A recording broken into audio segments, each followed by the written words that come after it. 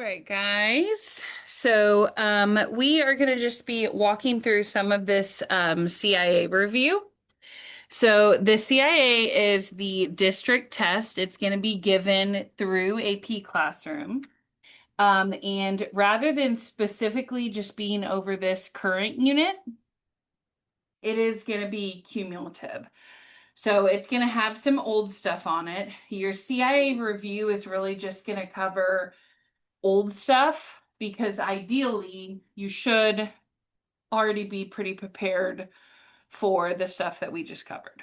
Okay, so up here at the top it says to write limit statements that describe the information in the tables below. So let's say that we're doing letter A.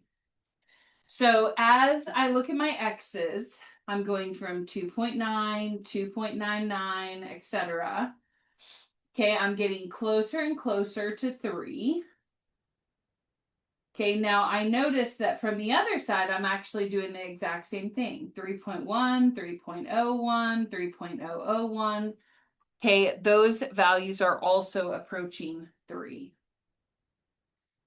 Okay, then my limit is equal to what the y is approaching. So I notice that on this side, 6.5, 6.85, 6.98. Okay, it appears that even though this is undefined at 3, you're looking for the pattern that the number from both sides seems to be approaching 7. So in this part, it says, explain the meaning of limit 1a in words. You would say, as your x approaches 3, your y values are approaching 7. Now remember, that doesn't mean at 3 that the answer is 7. It means that at 3, okay, your limit is approaching 7. So remember, that doesn't mean f of 3 is 7. Not same as f of 3 equals 7. And the reason that we know that that is not the same is because what does it say f of 3 is? It says that f of 3 is undefined.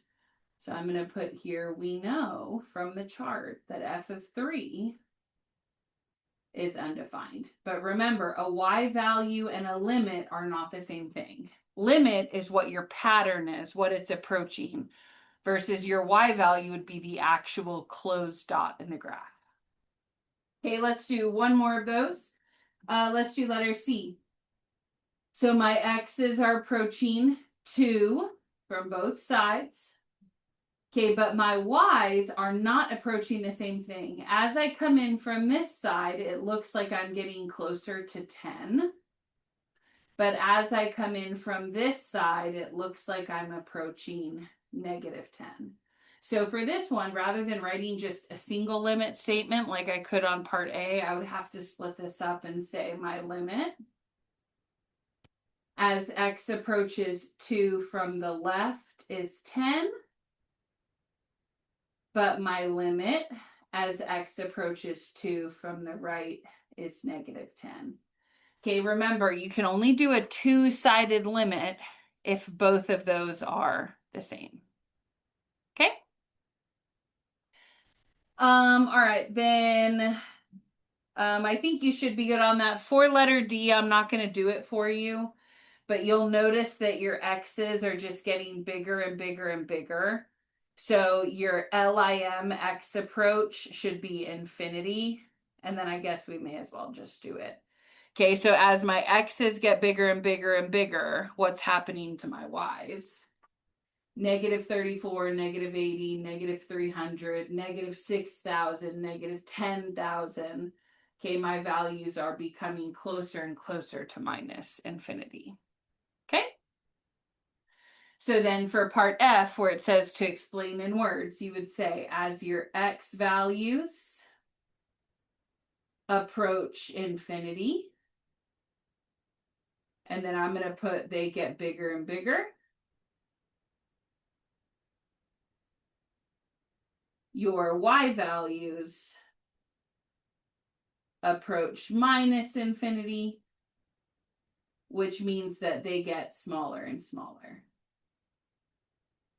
Okay, because remember, minus infinity, your values are getting smaller each time as I go from negative 30 to negative 80 to negative 300. Okay? All right, next one says, state why the graph is not continuous at 1 and at 4. So I'll do 4 for you. Remember, the first thing that you should check are the limits from the left and the right. So I would do LIM. X approach 4 from the left, and then LIM, X approach 4 from the right. Now you will have access to your cheat sheets. Okay, so remember the definition for continuity is on there. But the first step is that these limits have to be the same. So as I approach 4, 4 is here. I'm going to trace in from the left side. Remember, that means I cover everything after 4. And I would say, oh, okay, well, it looks like it's cutting off at -1. Then I would check everything from the other side. So as I cover this side, okay, and I trace towards my hand, I see my graph leaves off here, which is also -1. Step number 2 is that I have to have a defined y value. So I'm looking for the value of f of 4. This has to be a closed dot. It can't be an open dot. So if I go to 4, I see that I do have a defined y value here at +1. Okay, but then my third step is that those two pieces have to be the same. So my limit was equal to -1, but my y value is equal to +1. So you would say that your true y value is not equal to your limit. And that tells me that my graph is not continuous at x equals 4. Okay? But again, you'll have access to those cheat sheets as long as you don't forget to bring them to class with you. Okay? All right, go ahead and turn the page. Next one, you're asked to identify discontinuities. So 3 and 4 are pretty similar. We'll do number 4. So it says, for what values of x is the function discontinuous? Okay, remember that discontinuous could be any break in the graph. So it could be a jump. It could be a hole. Or it could be a VA. Now, if you remember, oh, oops, I'm frozen. Okay, on your cheat sheet that we classified those. So a hole we called a removable discontinuity. This was an infinite discontinuity.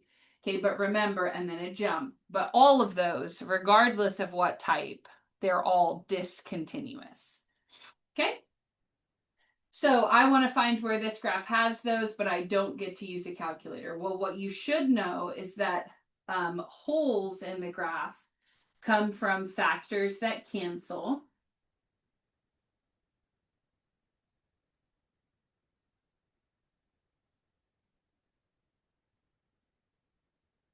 But the limit is still fixable. And then VA are going to come from factors in the denominator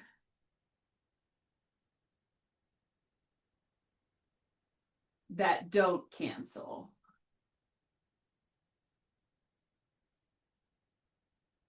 Or that give you, ooh, I should have given myself more room, but that give you DNE. Okay? So if I'm doing this question, I see that this is all factorable here. So let's break the top up. I'm going to GCF out a 3. My 3 comes out. That leaves me with an x minus 4. Okay, then I take a look at the bottom. This is going to be an AC chart. I need numbers that multiply to 8 and that add to 6. So I could do 1 times 8 or 2 times 4. But then if they have to add to 6, 2 and 4 are my guys. Now, to get this negative, I'll have to apply it to both numbers. But remember, if this is a positive 8 in my chart, it's okay for these to both be negative because -2 and -4 still multiply to a positive 8 on top. So I have an x minus 2 and an x minus 4. From there, we're looking for something to cross out. X minus 4 crosses out. That means that there would be a hole in the graph at 4. Remember, the ones in the denominator that don't cancel out give me DNE. They create vertical asymptotes, but those still count as a discontinuity. So this would tell me that there's a VA at x equals 2. So if I have a hole at 4 and a vertical asymptote at 2, answer choice C would be correct. Okay. All right, next one. Let's do the bottom row here. So first thing I notice is I have x approaching a number. Remember, with a number, my goal is to plug in. So I'd have 2 to the 6 over 6 minus 6. 2 to the 6 is a number, but 6 minus 6 is 0.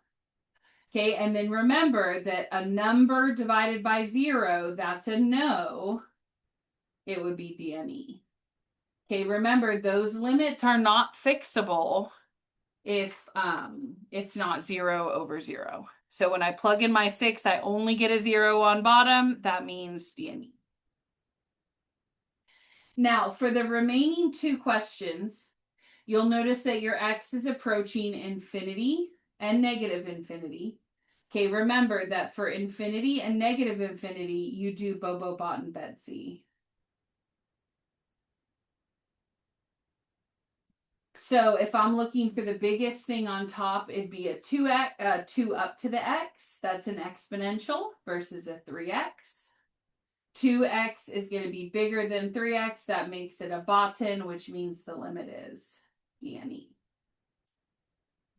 Now, as I go to minus infinity, remember that we talked about there are 3 weirdo functions where your negative infinities could come out different.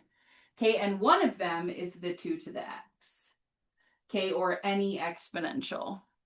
So my 2 to the x is going to become a 1 over 2 to the x. Everything else, though, is fine. No other weirdos in there. But now remember that while 2 to the x is an exponential and it usually wins, 1 over 2x is a loser and never wins, which means that my new top versus bottom is 2x and 3x, and that would be a Betsy. Which means that your limit would divide to 2 over 3, which would be 2/3. Okay? All right, go ahead and take a look at the next row. And I think maybe we'll skip down to number, we'll maybe just do 13 and 15. Okay? Off the next page. So number 13, it asks you to find all horizontal asymptotes. Now, you should know that for horizontal asymptotes, you need to check the limit to infinity and the limit to negative infinity. Okay? Because remember, your graph can have an asymptote going to the right end of the graph or the left end of the graph. So let's say that we're doing number 13. Okay, remember that for both of these limits, for infinity and negative infinity, I'm going to do Bobo, Bot, and Betsy. So let's do the left end first, and then the right end second.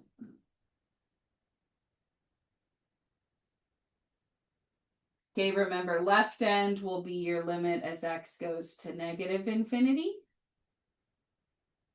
And then your right end will be as x goes to positive infinity.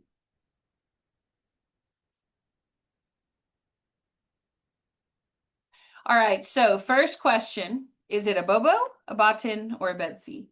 Well, I see that on the top I have an x, on the bottom I have a 2x. So I know that that's a bed C. That means this is going to go to 1/2. Now, if my function does not have any weirdos, this is also 1/2. Okay, but you should know that if you have an absolute value, that's one of your 3 weirdos.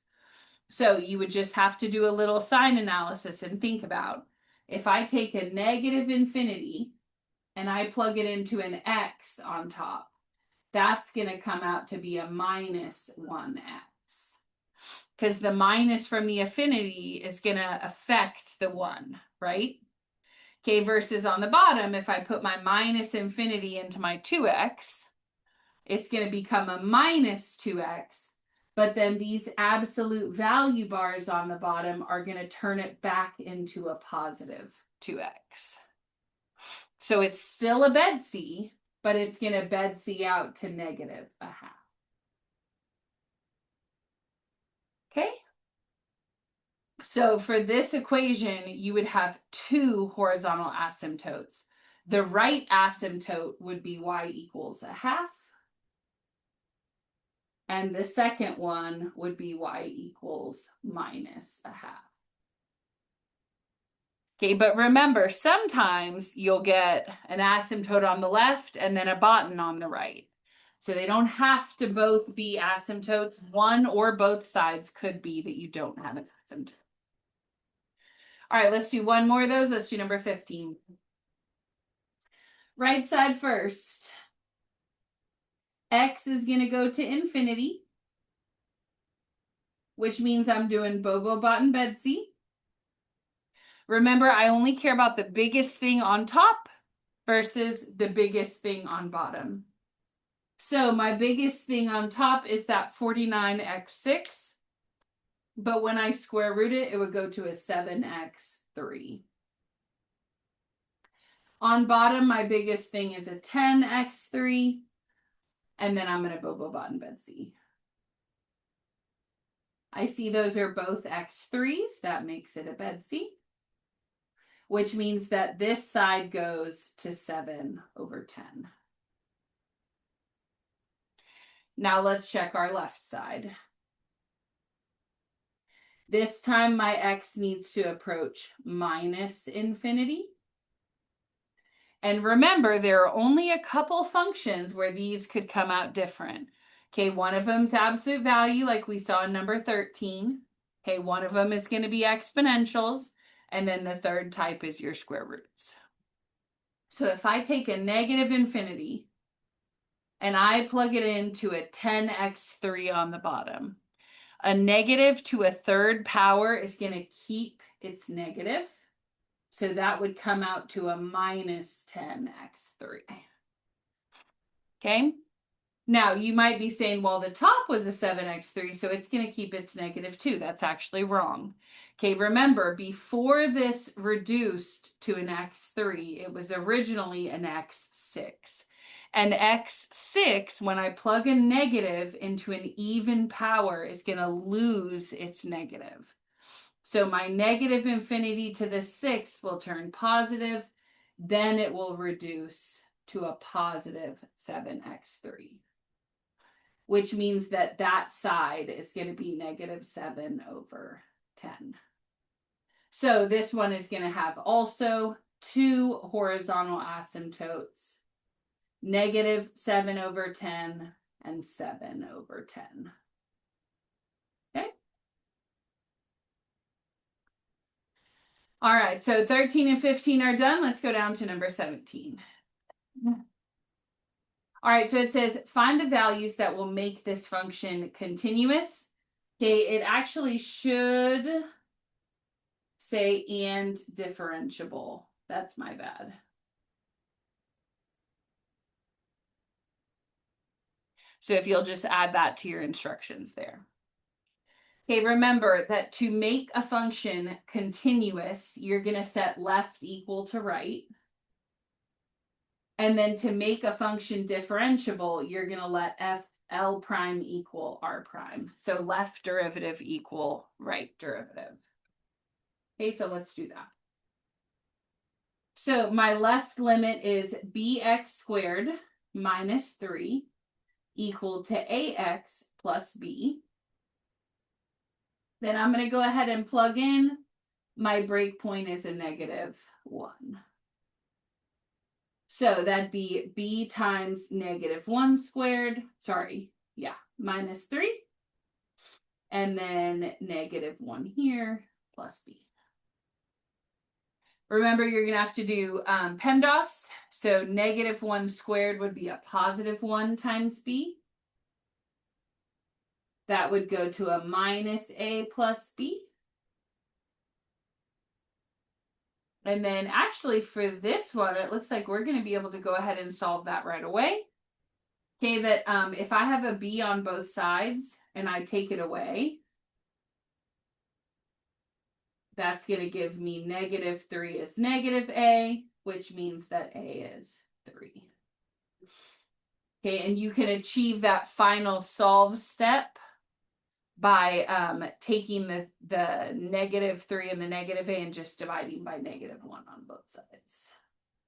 Okay. All right, so we have our first letter. We still need our second letter. Let's go ahead and take the derivative. So I'm going to take the derivative of the top, set it equal to the derivative of the bottom. Bx squared, the derivative would be 2bx. Here's how that happens. The 2 times down on the b, 2 times b is 2b. Then I drop my x squared down to a regular x. Now remember that the -3 here is going to cross out because -3 is a constant and the derivative of a constant is 0. Okay, on the bottom, ax plus b. The derivative of ax would just be an a. The derivative of plus b is a constant that would go to 0. Okay, then from there, I can plug in what I know. I know my x is a -1, but now I also know that my a is a 3. So I can essentially use both of those pieces on this side to solve for b. So 2bx is a -1 equals a is a 3. 2b times -1 is a -2b. And then to solve, I'll just divide that -2 across. So b would be -3/2. Okay.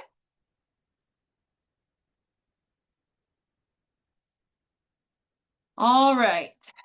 Doing great. Go ahead and turn the page. Okay, number 18 is a bit of a tough question here. You're going to have one just like this on your CIA. But it says to determine where the function is not continuous. Okay, which interval is the function not continuous? Now, you should know that for the most part, you just need to plug in your breakpoint to both pieces to see if they're going to match. But for this question, very similar to your CIA, you have not just one breakpoint, but you have 3.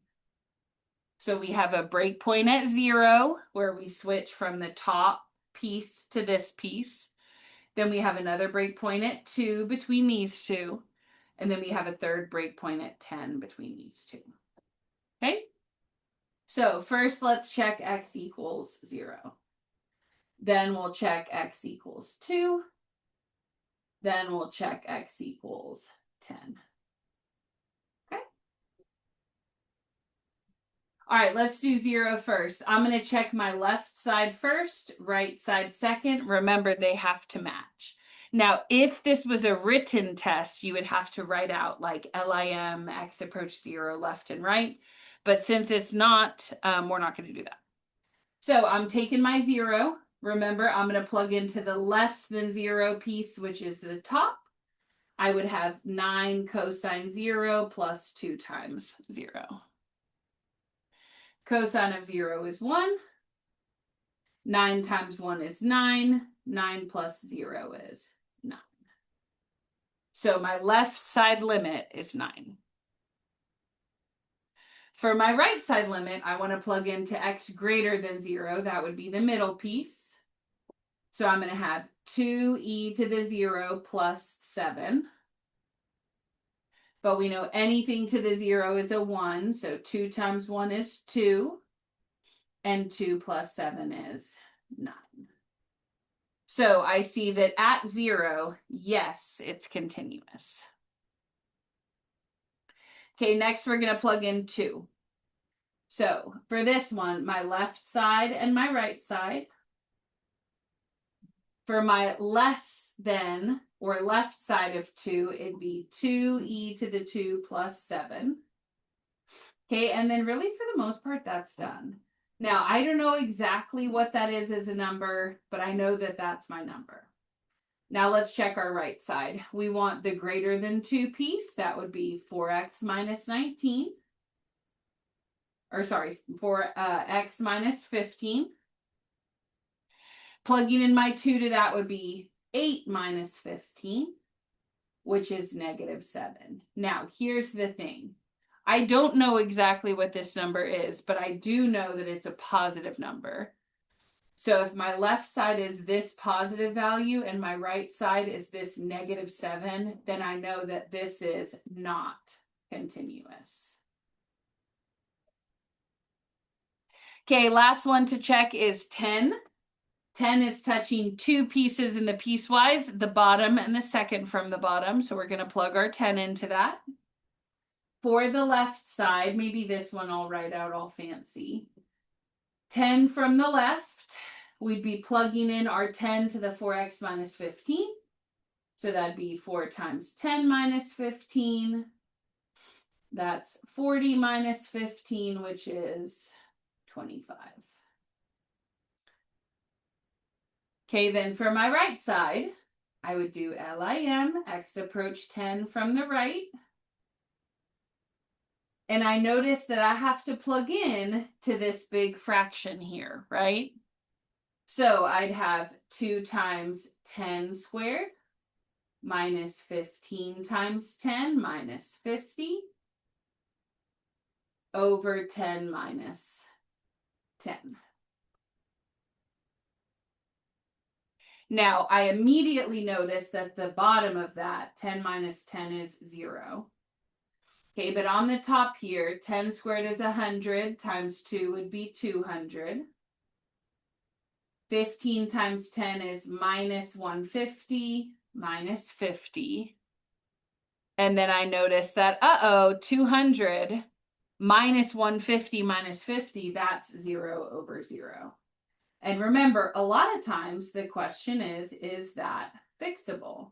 Because remember, 0 over 0 is the indeterminate form. That is not an answer. So it might be fixed to 25 or it might be a DNE, but we're going to have to do more investigation to find out. So for this question, you could do either factor cancel or L'Hopital's rule. Okay, I'm going to go ahead and fix it using L'Hopital's rule. So L'Hopital's rule says that I can take the derivative of the top and the bottom of the fraction, and then I can try the limit again. So my equation was a 2x squared minus 15x minus 50. So I'm going to take the derivative of the top and the bottom, then try the limit again. So 2x squared is going to go to a 4x minus 15. Remember, the 50 is going to drop off because it's just a constant. On the bottom, I have an x minus 10. The derivative just goes to 1. And then I can try my limit. Again, x approach 10. So if I put my 10 in there, I'm going to have 4 times 10 is 40 minus 15, which gives me 25. Now, technically, it is 25 over 1, but we know that's the same as 25. Okay, so what that means is that at 10, my graph is continuous because my left side was 25, my right side after me fixing it also came out to 25. So up here at the top, put a little check that 10 is continuous. Okay, so let's go back to what the question is asking. It's saying, which of these intervals is my graph not continuous at? Well, then I need to choose the interval that includes x equals 2. because everywhere else it checked out. At 0, it was fine, and at 10, it was fine. So if I want to pick the interval that includes 2, it would be from 1 to 3. Okay, so I'm going to put here because x equals 2 is on this interval between 1 and 3. Okay, because it's asking where is it not continuous, then that point that we found the discontinuity at would have to be within that window. Okay? All right, next 2 questions. Really, those are kind of review. I'm just going to do one of them. But remember, whenever you see one of these special limits, okay, with h going to 0, that means to take the derivative. So if I'm doing this first one, h approach 0, I would circle f of x and then take the derivative. Notice here, though, that my f of x is already written out here for me to the side. So 5 cosine, that would go to negative 5 sine x. And then when I get to the 6 square root x, remember I have to switch that to a half power. Okay, radicals count as advanced derivatives that they would need a rewrite. So half times 6 becomes a 3. And then a half minus 1 becomes minus a half. Remember, plus 10 is a constant. That derivative will go to 0. Okay? Then for your final answer, it'd be negative 5 sine x minus 3 over root x. Okay? For that bottom one, I'm not going to do it for you, but remember that you would circle f of x, take the derivative, and then plug in x approach 2. Okay? But whenever you see that format, this one or this one, you're circling f of x, taking the derivative. Okay, and you do have that on your cheat sheet from your test today. All right, last one we're gonna do together, turn to number 24.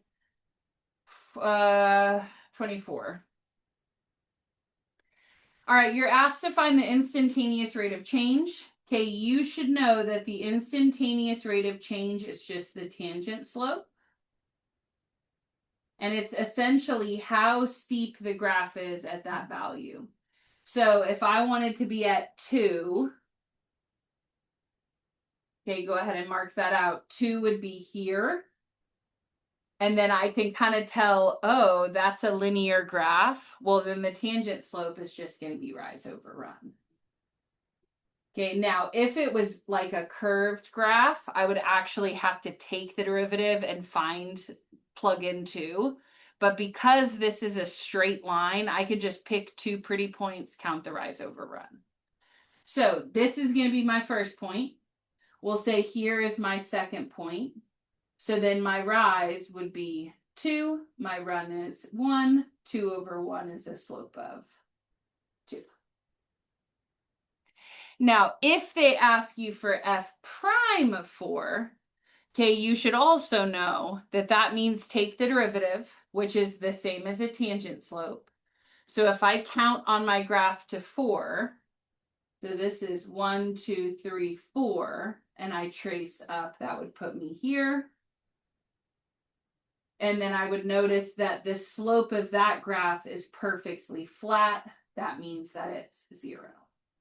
Okay, but asking you to take the derivative and asking you to find the instantaneous rate of change, those are the same question. They're just phrased differently. Then one more of those, it says, what would my instantaneous rate of change be at 5? Well, if I count to 5, that would be here. And you'll notice that at 5, you're at a corner. Remember, corners are not differentiable. And if it's not differentiable, then you're not allowed to take the derivative there. Okay, so any corner, remember cusps, vertical tangents, those are not differentiable. So for your f prime of 5, you would say that that's DNE. Okay, because it's not differentiable. Okay. All right, last question like that says, on what intervals is f prime of x less than 0? Well, remember that f prime of x is referring to the slope. And if I want the slope to be less than 0, then I just want my graph to essentially be downhill or to have a negative slope. So I can see that my graph is downhill here. Then it goes uphill for a bit. Then it goes flat for a bit. I don't want that. And then it's downhill again here.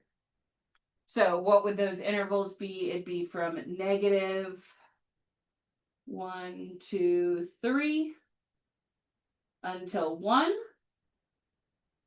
And then it goes negative again at 5 until 10.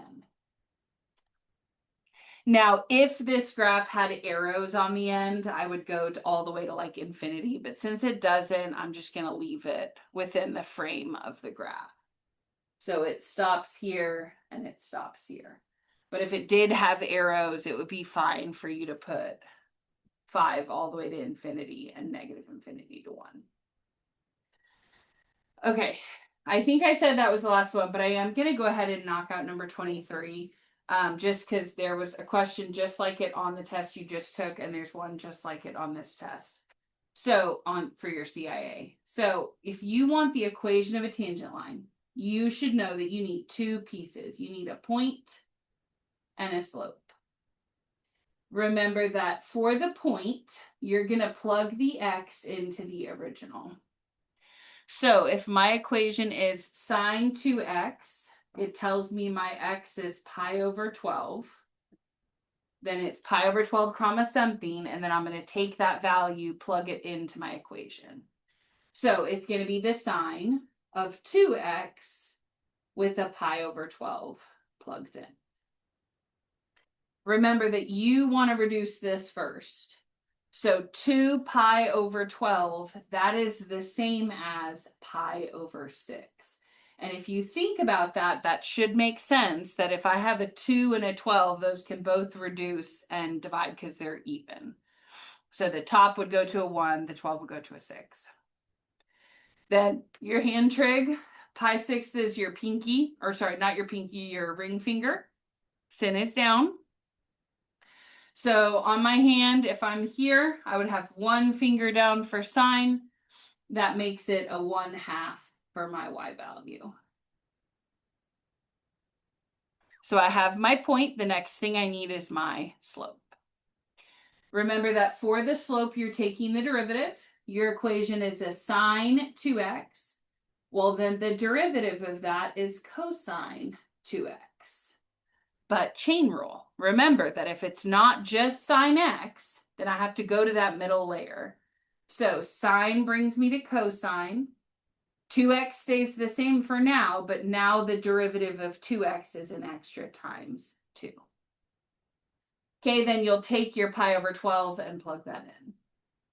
So that's going to go to cosine 2 pi over 12 times 2.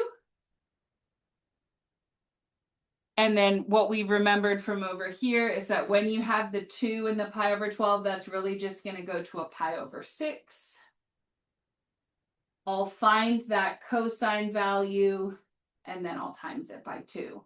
But remember, you want to find the cosine first, and then times by 2 after for chain rule.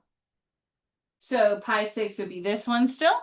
Cosine's up. I have 3 fingers up. So that's root 3 over 2 times 2. And then you'll notice that those 2's are going to cross out with each other because you have a times 2 and a divide by 2. So your slope is just going to come out to be root 3. Okay.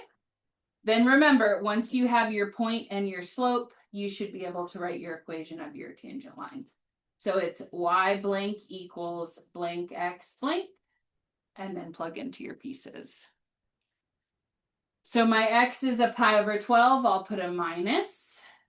My y is a 1/2, I'll put a minus. And then remember your slope goes in true to sine. So if it's a positive root 3, I'm going to use a positive root 3 when I plug into that. Okay? All right, so in addition to what we just covered, okay, you should be ready to take derivatives and do limits. But since you've done a very long review for that already, I didn't put a million questions like that in this packet. Okay, good luck. You can do it.